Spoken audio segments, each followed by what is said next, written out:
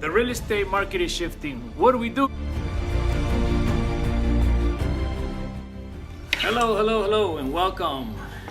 For those of you that don't know me, my name is Eddie Vidal. I'm a realtor with Global Premier Properties.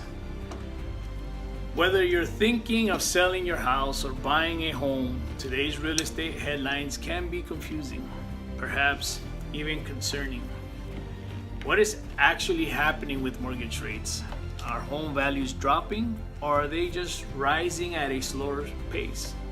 What impact will the economy have on the housing market, especially with this whole government shutdown?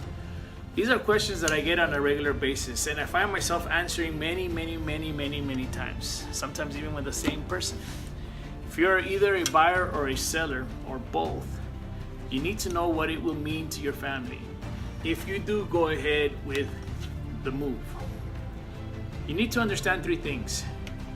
Here are the three things you need to know in a shifting market. The first thing we need to look at is what is happening in the housing market right now. Consumers must get past the fear of the ever-increasing headlines and gain a deep understanding of what is truly happening. How strong is buyer demand right now?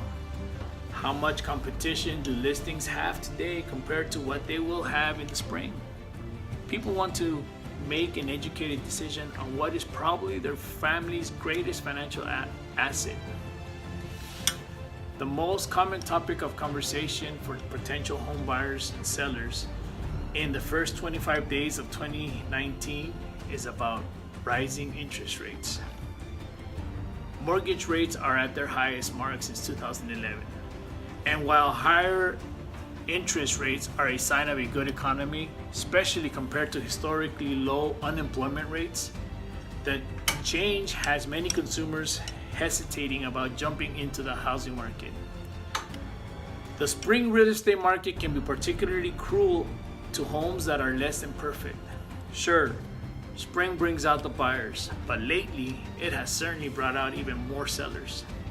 This means you'll have more competition. It also means the buyers will have more homes to compare yours against. The home flaws are more noticeable compared to other homes on the market.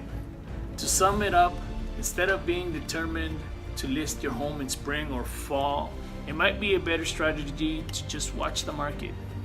It's not always going to pay off to list your home in the winter, but if you see that there is very little competition in your subdivision or your block or your neighborhood in the winter, then it may be worth listing your home just to test the waters.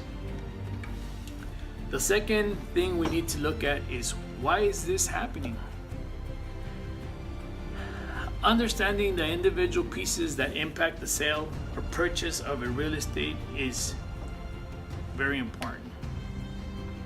Understanding how those pieces impact each other is very critical. For example, how does the amount of a down payment impact the mortgage rate a buyer will be offered?